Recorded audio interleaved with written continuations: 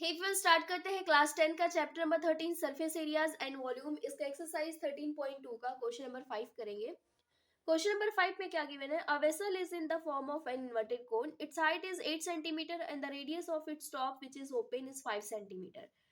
एक वेसल दिया हुआ है, इन्वर्टेड कोन की तरह है, उसका फॉर्म बताया गया है और इसकी जो हाइट है वो 8 सेंटीमीटर है और इसका रेडियस 5 सेंटीमीटर है और ये टॉप से ओपन है। It is filled with water up to the brim, इसे पूरा पानी से भर दिया गया है। When lead sorts, each of which is a sphere of radius 0.5 centimeter are dropped into the vessel. Lead shots इसके अंदर डाले गए हैं, उसका शेप स्फीयर बताया जा रहा है और 0.5 सेंटीमीटर उसकी रेडियस है और इसे पानी के अंदर डाला गया। 1/4 of the water flows out. जब इसके अंदर हम लीड शॉर्ट्स डालना स्टार्ट किए तो ये पूरे पानी का 1/4 पानी क्या हो गया? फ्लोड हो गया, मतलब बाहर निकल गया। Find the number of lead shots drop in the vessel. तो हमने ऐसे कितने लीड शॉट डाले हैं वो हमें नंबर फाइंड आउट करने हैं। अब देखो, इसको मैं बताती हूँ। जितना पानी बाहर गया होगा, जितना पानी बाहर गया होगा उतना ही, जितना ये पानी है 1/4 पानी जो बाहर आया है उसका वॉल्यूम बराबर होगा किसके? जितने भी हमने नंबर ऑफ लीड शॉट्स डाले हैं उसके। क्योंकि पानी तभी बाहर आएगा, मैं मान लेती हूँ जैसे कि यहाँ पे 1/4, हम इसमें इसका फॉर्मूला कैसे बनाएंगे देखते पहले। वॉल्यूम ऑफ, इतना हमें पता है कि वॉल्यूम ऑफ, ये स्फीयर है तो स्फीयर का हम 1 स्फीयर। अब देखो इसमें बहुत सारे स्फीयर गए हैं, हमें नहीं पता है तो हम मान लेते हैं कि n नंबर ऑफ स्फीयर पता है उसमें डाले गए हैं, उसका वॉल्यूम वो बराबर होगा किसके? जितना पानी बाहर निकला है। पानी कितना बाहर निकला है? 1/4 ऑफ वॉल्यूम ऑफ कोन। क्योंकि वॉल्यूम जितना वॉल्यूम का कोन होगा उतना ही पानी इसके अंदर भरा जाएगा और पानी इसके अंदर जितना भरा जाएगा उसका 1/4 पानी बाहर निकल गया है।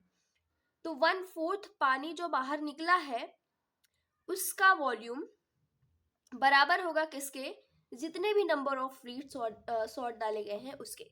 इतना हमें पता है तो यहाँ से हम फॉर्मूला आराम से बना सकते हैं। तो नंबर ऑफ लीड शॉट निकालने हैं तो इसको क्या कर देना है? इस साइड डिवाइड कर देना है। तो यहाँ पे हम लिखेंगे, सबसे पहले जो चीज हमें गिवन है उसको हम लिखेंगे। तो R इज इक्वल टू हमें दिया है 5 सेंटीमीटर, H दिया हुआ है 8 सेंटीमीटर और जो स्फीयर है उसका रेडियस, इसका मैं मान लेती हूँ R1, इसका मैं मान लेती हूँ R2। ये स्फीयर का है, ये कोन का है। उसके बाद यहाँ पे हम फॉर्मूला लिखेंगे। देखो फॉर्मूला क्या बनेगा यहाँ से? नंबर ऑफ लीड्स, हमें नंबर ऑफ लीड चाहिए तो हम लिखेंगे number of lead shots is equal to, यहाँ पे 1/4 है, 1/4 multiply by volume of cone. Division में क्या आ जाएगा? इसको हम इस साइड भेजेंगे तो हो जाएगा वॉल्यूम ऑफ 1 स्फीयर। तो 1/4, बस 1/4 मल्टीप्लाई बाई इसकी वैल्यू कितनी आ जाएगी? पाई। फॉर्मूला क्या होता है वॉल्यूम ऑफ कोन का? तो 1/3 पाई R स्क्वायर H। लेकिन वॉल्यूम का कोन का रेडियस क्या है? R1 हम लेंगे। डिवीजन में वॉल्यूम ऑफ 1 स्फीयर, तो स्फीयर का वॉल्यूम क्या होता है? 4/3 पाई R क्यूब। लेकिन यहाँ पे रेडियस क्या लिया हमने? R2 लिया है। जो जो वैल्यू कट हो रही है कट कर देंगे, 3 से 3 कैंसिल हो जाएगा, पाई से पाई कैंसिल हो जाएगा। यहाँ पे बचा क्या? 1/4, ये 4 नीचे चले जाएगा, हम 4 का नीचे लिख देते हैं, मल्टीप्लाई बाई ऊपर बचा R1 का स्क्वायर। R1 कितना है? 5।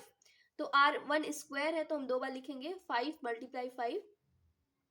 इसके बाद H की वैल्यू कितनी है? 8 है।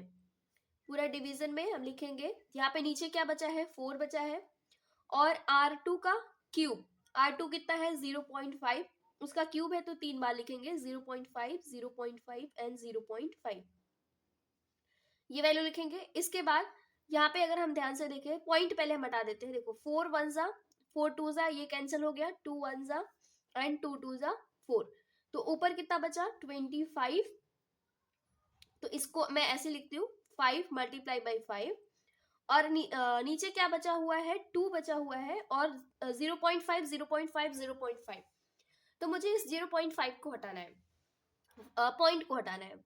तो जब पॉइंट को हटाना होता है तो यहाँ पे 5 दिया हुआ, पॉइंट के बाद एक डिजिट है, तो ऊपर क्या हो जाएगा 10 से मल्टीप्लाई हो जाएगा पॉइंट हटाएंगे तो। इसी तरीके से देखो ये 10 हो गया, फिर से पॉइंट हटाएंगे तो ये 5, फिर से एक 10 को मल्टीप्लाई करेंगे, फिर से 5 हटाएंगे, पॉइंट हटाएंगे तो ये 10, ये वैल्यू आ जाएगी। इसके बाद हम कैंसिल करेंगे, 5 से 5 कैंसिल, 5 से 5 कैंसिल, और यहाँ पे 5 1 जा 5 2 जा 10 हो जाएगा और 2 2 कैंसिल हो जाएगा। तो यहाँ पे बचेगा क्या 10 10 जा कितना हो जाता है 100।